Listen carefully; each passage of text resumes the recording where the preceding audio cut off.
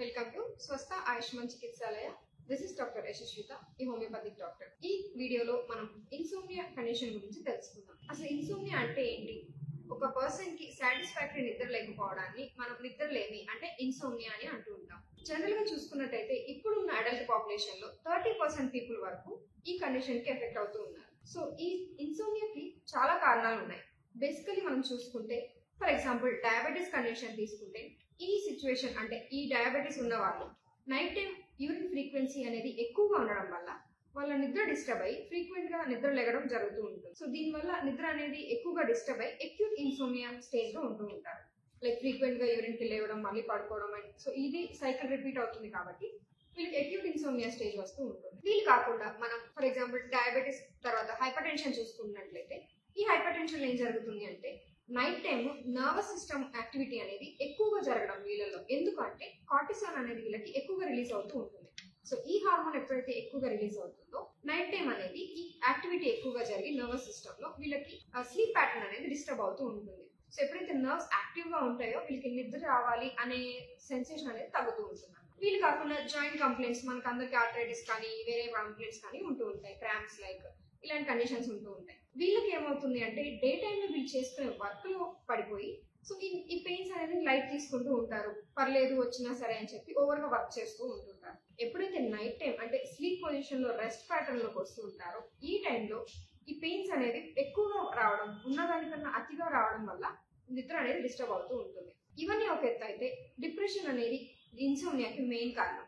So ఈ depression లో ఏం జరుగుతుంది అంటే హెచ్టిఎన్ యాక్సిస్ అనేది ఇంప్రాపర్ గా జరిగి ఈ టైంలో కార్టిసాల్ ప్రొడక్షన్ వల్ల నిద్ర అనేది డిస్టర్బ్ అవుతూ ఉంటుంది. ఈ డిప్రెషన్ లో కెమికల్ ఇంబ్యాలెన్స్ అంటే సెరోటోనిన్, డోపమైన్ అనేవి సరిగ్గా రిలీజ్ అవ్వకపోవడం వల్ల ఒక పర్సన్ కి స్లీప్ రావాలి అంటే ఆ రెస్ట్ రావాలి అనే ప్యాటర్న్ అనేది చేంజ్ అవుతూ ఉంటుంది. ఈ డిప్రెషన్ కండిషన్ లో ఒక పర్సన్ కి నెగిటివ్ థాట్స్ అనేవి ఎక్కువగా రావడం, నైట్ టైం వీళ్ళు పడుకున్నప్పుడు నైట్ మేర్స్ రావడం అంటే పీడకలలు రావడం, వీటి వల్ల వాళ్ళు సడన్ గా ఉలిక్కిపడి లేవడం ఇలాంటివి జరుగుతూ ఉంటాయి. దీనివల్ల వీళ్ళకి ఇన్సోమ్నియా అంటే లైక్ ఇన్సోమ్నియా అటాక్ అవ్వడం అనేది ఒకటేసారి రావదు. సో మైన్యూట్ స్టేజెస్ లో ఫ్రీక్వెంట్ గా మెలకు రావడము, ఈ నైట్ మేర్స్ వల్ల ఉలిక్కిపడి లేవడము, దీనివల్ల వాళ్ళు సడన్ గా హార్ట్ పాల్పిటేషన్స్ పెరిగిపోవడము ఇలా జరుగుతూ ఉంటుంది. ఇది ఫ్రీక్వెంట్ గా జరగడం వల్ల ఇన్సోమ్నియా కండిషన్ కి లీడ్ చేస్తుంటుంది. ఇలా కరెక్ట్ గా నిద్ర లేకపోవడం వల్ల వీళ్ళకి డే టైమ్ లో నీరసంగా ఉండడము, అంటే అలసట, ఫెటిగ్నెస్ ఇలాంటి కండిషన్స్ అనేవి వీళ్ళు అబ్జర్వ్ చేస్తూ ఉంటారు.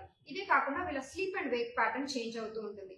ఎలా అయితే నైట్ టైం ఎక్కువ నిద్రపోరో అదే కండిషన్ అంటే ఆపోజిట్ లో డే టైం ఎక్కువగా నిద్ర రావడము లేదా మత్తుగా ఉండడము, వీళ్ళ వర్క్ ప్లేస్ లో కూడా స్లీప్లెస్నెస్ కండిషన్ వల్ల ఎక్కువగా కళ్ళు అనేవి డ్రౌజీగా కనపడడము ఇలా కనిపిస్తూ ఉంటాయి వాళ్ళ ఫేషియల్ చేంజెస్ అనేవి.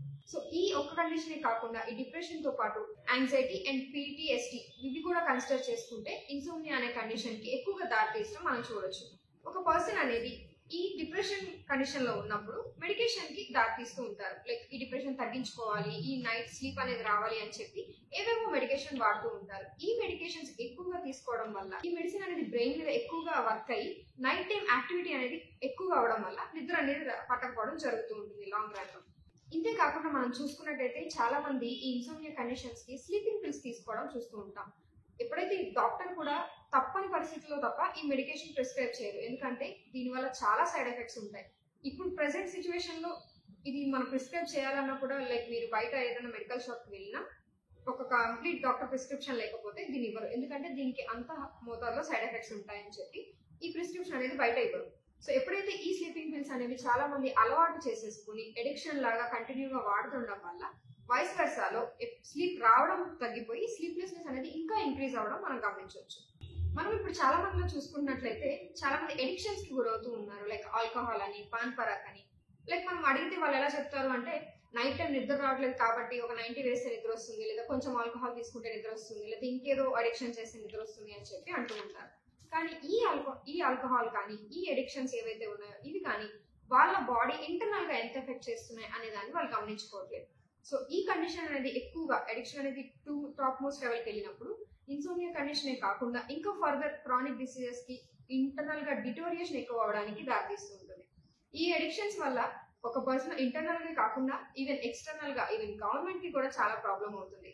రీసెంట్ గా మనం చూసుకున్నట్లయితే సెంట్రల్ రైల్వే గవర్నమెంట్ కి 1600 crores లాస్ వచ్చింది. ఈ పాన్ పరాక్ ఎవరైతే తింటారో వీళ్ళ గురించి ఈ క్లీనింగ్ ప్రాసెస్ వల్ల. సో దే గాట్ ఇంత లాస్ అన్నమాట. ఈ ఇన్సోమ్నియాకి ఇప్పటి వరకు నేను చెప్పిన కారణాలు ఒక ఎత్తు అయితే మన మైండ్ అనేది ఒక కారణం. సో మీరు ఇన్సోమ్నియాని ట్రీట్ చేస్తున్నారా, లేదా మీకు బేస్ లో రన్ అవుతున్న ఈ ఎలిమెంట్స్ ఏవైతే ఉన్నాయో, hyper tension, diabetes, joint complaints, depression or any side effects, medicine side effects, వీటిలన్నింటినీ ట్రీట్ చేసుకుంటున్నారా? సో మీరు ఎప్పుడైతే ఓన్లీ ఎలిమెంట్స్ ని ట్రీట్ చేయకుండా డైరెక్ట్ ఇన్సోమ్నియాక్ మెడికేషన్ తీసుకుంటూ ఉంటారో క్యూర్ అనేది ఎవరికి కనిపించదు. దానికి కనిపించకపోగా ఫర్దర్ గా మెడికేషన్ ఎక్కువగా అలవాటు చేయడం వల్ల దానివల్ల వచ్చే సైడ్ ఎఫెక్ట్స్ ఇంకా ఎక్కువగా ఉంటాయి. దీనికి బదులుగా మీరు కానీ హోమియోపతిని ఆప్ట్ చేసుకుంటే మీకున్న సింప్టమ్స్ ని కన్సిడర్ చేసి దాంట్లో ఉన్న బ్యాక్గ్రౌండ్ ఎలిమెంట్స్ ఏవైతే ఉన్నాయో మెయిన్లీ ఎలిమెంట్స్ ని కన్సిడర్ చేసి ట్రీట్మెంట్ ఇవ్వడం అనేది జరుగుతుంది. సో ఈ మెడికేషన్, హోమియోపతి మెడికేషన్ మీరు వాడడం వల్ల సైడ్ ఎఫెక్ట్స్ ఏమీ లేకుండా మీరు క్యూర్ అనేది కూడా త్వరగా చూడొచ్చు. సో మనం హోమియోపతిలో మైండ్ కన్సిడర్ చేస్తాము అంటాం. సో ఈ ఇన్సోమ్నియాకి మెయిన్లీ మైండ్ అనేది కూడా ఎక్కువగా యాక్ట్ చేస్తుంది. మీరు చూసుకున్నట్లయితే బిఎం హెగ్డే గారు మనకు ఒక ఒక ప్రోవర్బ్ లాగా ఆర్ ఒక లైన్ లాగా చెప్పారు. Mind is not a thing, you can treat a brain but not a mind because it's not a physical thing. Mind అనేది మనసు, ఇది మనకి కనిపించండి. మామూలుగా మనం చెప్తూ ఉంటాం, మనకు మనసు కనిపించింది చేయాలి, మనసు కనిపించింది చేస్తుంటాను, లేదా నా మనసుకి ఇది నచ్చింది అని చెప్పి. సో ఎప్పుడైతే ఈ మనసులో అనేది చేంజెస్ జరుగుతుంటాయో, ఫర్ ఇన్స్టెన్స్ ఒక పర్సన్ ఒక సిచ్యువేషన్ ని గో త్రూ అవుతున్నారు, సప్రెస్డ్ గ్రీఫ్ కానీ, సప్రెస్డ్ ఎమోషన్స్ కానీ, ఆర్ ఏదైనా సప్రెస్డ్ స్ట్రెస్ కానీ, వాళ్ళు బయటకు చూపించలేని స్ట్రెస్ ఏదైతే సఫర్ అవుతున్నారో అది కానీ, లేకపోతే ఇంటర్నల్ గా వాళ్ళకి జరిగే మెంటల్ చేంజెస్, ఓవర్ థింకింగ్ కానీ, ఇలాంటి సిచ్యువేషన్స్ అన్ని కూడా మీకు లాంగ్ రన్ లో ఇన్సోమ్నియా కండిషన్ కి దారితీస్తూ ఉంటాయి. ఇందాక మనం మాట్లాడుకున్నట్టు హార్మోనల్ ఇంబ్యాలెన్స్ వల్ల నిద్ర రాకపోవడం అనేది జరుగుతుంది అని చెప్పి మాట్లాడుతున్నాం. సో ఈ ఇంబ్యాలెన్స్ అనేది ఎక్కువగా మనం నైట్ టైం ఎందుకు జరుగుతుంది అంటే, so for example melanin hormone అనేది రిలీజ్ అవుతూ ఉంటుంది. ఈ హార్మోన్ మనకి సన్ కి ఎప్పుడైతే ఒక పర్సన్ ఎక్స్పోజ్ అవుతారో వాళ్ళకి రిలీజ్ అవుతూ ఉంటుంది. అంటే ఆ పర్సన్ కి డే టైంలో మెలనిన్ హార్మోన్ అనేది ఎక్స్పోజర్ వల్ల రిలీజ్ అవుతూ ఉంటుంది. సో ఇన్ జనరల్ గా మనం వింటూ ఉంటాం, నాకు నైట్ నిద్ర పట్టట్లేదు, నాకు నైట్ నిద్ర సరిపోలేదు అనడం వల్ల మన మదర్స్ కానీ లేదా తెలిసిన వాళ్ళు కానీ ఫోన్ ఎక్కువగా వాడటం వల్ల నిద్ర పట్టట్లేదు అంటూ ఉంటారు. సో దీని వెనకాల రీజన్ ఏంటో మనం ఇప్పుడు తెలుసుకుందాం. సో ఇన్ జనరల్ గా ఫ్యామిలీస్ లో కానీ లేదా సాఫ్ట్వేర్ వర్కర్స్ కానీ ఎవరైనా సరే మనం చూసుకున్నట్లయితే డే అంతా వర్క్ ప్రెషర్ వల్ల నైట్ టైం ఇంటికి వచ్చి రిలాక్స్ అయిన తర్వాత ఫోన్ అనేది లైట్స్ ఆఫ్ చేసుకుని పడుకునే టైంలో ఫోన్ చూస్తూ ఉంటారు. ఈ డార్క్ రూమ్ లో ఎప్పుడైతే ఫోన్ చూస్తూ ఉంటారో ఈ స్క్రీన్ లైట్ అనేది కళ్ళకి చాలా ఎఫెక్ట్ చేస్తూ ఉంటుంది. సో నార్మల్ గా పడుకునే టైంలో మెలనిన్ కంటెంట్ కంట్రోల్ అయ్యి బ్రెయిన్ లో జరిగే యాక్టివిటీస్ అన్ని కూడా కామ్ డౌన్ అయ్యి రిలాక్సేషన్ మోడ్ లోకి వెళ్ళి నిద్ర అనేది రావాలి. ఎప్పుడైతే మీరు ఈ ఫోన్ యూసేజ్ అనేది ఎస్పెషల్లీ డార్క్ రూమ్ లో చేస్తూ ఉంటారో ఈ బ్రెయిన్ అనేది సిగ్నల్స్ రిలీజ్ చేస్తూ ఉంటుంది. ఎటువంటి సిగ్నల్స్ అంటే ఇంకా లైట్ ఉంది, so this is still day time, so అని చెప్పి హార్మోనల్ ఇంబ్యాలెన్స్ అవడానికి, అంటే ఆ టైంలో ఎప్పుడైతే బ్రెయిన్ రిలాక్సేషన్ మోడ్ కి వెళ్లాల్సిన టైంలో యాక్టివ్ గా ఉండాల్సిన హార్మోన్స్ లైక్ కార్టిసాల్, మెలనిన్ అనేవి ప్రొడక్షన్ అనేది ఎక్కువగా జరగడం వల్ల బ్రెయిన్ అనేది రెస్ట్లెస్ అవుతూ ఉండడం వల్ల మనకి నిద్రలేమి అనేది, అంటే స్లీప్లెస్నెస్ అనేది కంటిన్యూగా వస్తూ ఉంటుంది. సో ఈ కండిషన్ ని అవాయిడ్ చేసుకోవాలి, లేదు ఈ కండిషన్ నుంచి మనం బయటకు రావాలి అంటే సింపుల్ గా మనము లైఫ్ స్టైల్ హ్యాబిట్స్ ని చేంజ్ చేసుకోవడం, అంటే నైట్ టైం పడుకునేటప్పుడు ఎప్పుడైతే స్క్రీన్ టైం ఉందో దీన్ని రెడ్యూస్ చేసుకోవడం కానీ, లేదంటే నైట్ టైం లైట్స్ ఆఫ్ చేసుకుని మొబైల్ యూజ్ చేయడం, ఎస్పెషల్లీ ఈ సిచ్యువేషన్ మనం తగ్గించుకుంటూ ఉండాలి. ఇంతే కాకుండా లైఫ్ స్టైల్ చేంజెస్ మైన్యూట్ గా చేసుకుంటూ వస్తే, అంటే ఫిజికల్ యాక్టివిటీ చేసుకోవడం. ఇప్పట్లో మనం చూసుకున్నట్టయితే అందరూ బిజీ వర్క్ స్టైల్ వల్ల ఫిజికల్ యాక్టివిటీ అనేది తగ్గిపోతూ ఉంటుంది. సో ఈ ఫిజికల్ యాక్టివిటీ చేంజ్ అవ్వడము, లేదంటే మనం తీసుకునే ఇంటేక్ ఫుడ్ వల్ల కానీ, లేదంటే మనం తీసుకునే వాటర్ అండ్ ఎయిర్, అంటే బయటకి ఎప్పుడైతే వెళ్తుంటామో వాటర్ అండ్ ఎయిర్ పొల్యూషన్ వల్ల కూడా బాడీలో అనేది కెమికల్ ఇంబ్యాలెన్స్ అనేది ఎక్కువగా చేంజ్ రావడం మనం గమనించవచ్చు. సో ఈ లైఫ్ స్టైల్ చేంజెస్ అనేవి మనం చేసుకుంటూ ఉంటే ఇన్సోమ్నియా కండిషన్ ని కొంచెం వరకు తగ్గించుకుంటూ ఉండొచ్చు. సో ఎలాంటి లైఫ్ స్టైల్ చేంజెస్ అంటే, మీరు తీసుకునే ఫుడ్ కానీ డైట్ ప్లాన్ ప్రకారం ఫాలో అయినట్లయితే మీకు ఇన్సోమ్నియాకి, అంటే బాడీలో జరిగే మెయిన్ కెమికల్ కండిషన్స్ అనేవి ఎక్కువగా జరగకుండా దారితీస్తూ ఉంటుంది. సో ఇంతే కాకుండా ఫిజికల్ యాక్టివిటీ ఇంక్రీజ్ చేసుకుంటే మీ మజిల్స్ అనేవి వర్కౌట్ అవ్వడం వల్ల, సో స్ట్రెయిన్ అయ్యి మజిల్స్ అనేవి ఎక్కువగా స్ట్రెయిన్ అవడం వల్ల రిలాక్సేషన్ మోడ్ లోకి వెళ్ళి ఈవినింగ్ అయ్యేసరికి నిద్ర అనేది రావడం జరుగుతూ ఉంటుంది. ఇంతే కాకుండా మనం సన్ కి ఎక్స్పోజర్ కూడా ప్రాపర్ గా ఉన్నట్లయితే మెలనిన్ కంటెంట్ అనేది డే టైమ్ లో రిలీజ్ అయ్యి నైట్ టైం రెస్ట్ తీసుకోవాలి అనే సిగ్నల్స్ బ్రెయిన్ కి సరిగ్గా రిలీజ్ అవుతూ ఉంటాయి. సో మనం చూసుకున్నట్లయితే ఇప్పట్లో ఫీమేల్స్ లో కూడా ఎక్కువగా ఇన్సోమ్నియా కండిషన్ చూడొచ్చు. ఎందుకంటే వీళ్ళు అడల్ట్ స్టేజ్ లో ఉన్నప్పుడు వర్క్ స్ట్రెస్ కానీ, లేదంటే ఎడ్యుకేషనల్ స్ట్రెస్ వల్ల కానీ ఈ స్లీప్లెస్నెస్ అనేది క్రానిక్ స్టేజ్ లో వరకు చేంజ్ అయ్యి ఇన్సోమ్నియాగా వస్తూ ఉంటుంది. ఇంతే కాకుండా వీళ్ళు మ్యారేజ్ అయిన తర్వాత కూడా టూ లైఫ్స్ ని అంటే job life and personal life ఈ రెండింటిని బ్యాలెన్స్ చేసుకోవడానికి వాళ్ళు పడే స్ట్రెస్ వల్ల కూడా ఈ కండిషన్ అనేది అంటే ఎక్కువగా స్లీప్లెస్నెస్ రావడము, ఎప్పుడైతే డెలివరీస్ అయిన తర్వాత బేబీని ఎక్కువ చూసుకోవడం వల్ల ఆ సిచ్యువేషన్ లో కూడా వీళ్ళకి నిద్ర లేకపోవడము, సో వీళ్ళకి support emotional and mental support ఆ టైంలో సరిగ్గా దొరకకపోయినందువల్ల ఆ టైంలో కూడా కండిషన్ సైకలాజికల్ గా డిస్టర్బ్ అయ్యి వీళ్ళకి ఇన్సోమ్నియా సిచ్యువేషన్ రావడం జరుగుతూ ఉంటుంది. జనరల్ గా మనం చూసుకున్నట్లయితే ఒక పర్సన్ కి ఎన్ని గంటలు నిద్ర ఉండాలి అని అందరూ అడుగుతూ ఉంటారు. ఇన్ జనరల్ గా మనం చూసుకున్నట్లయితే నిద్ర అనేది ఎన్ని గంటలు ఉండాలి అంటే ఎన్ని గంటలు నిద్రపోతే కరెక్ట్ గా నిద్ర ఉంటుంది అని చెప్పి అడుగుతూ ఉంటారు. మనం కిడ్స్ లో చూసుకున్నట్లయితే 8 అవర్స్ వరకు వాళ్ళకి స్లీప్ అనేది కంపల్సరీ ఉండాలి. అండ్ అదే అడల్ట్ విషయాలకు వచ్చినట్టయితే పెద్దవాళ్ళు మినిమం 6 అవర్స్ అనేది స్లీప్ అనేది ఉండాలి. సో ఈ 6 అవర్స్ ఎందుకు అంటే 6 అవర్స్ లో కూడా first 1 hour and last 1 hour అనేది చాలా డిస్టర్బ్ స్లీప్ గా ఉంటుంది.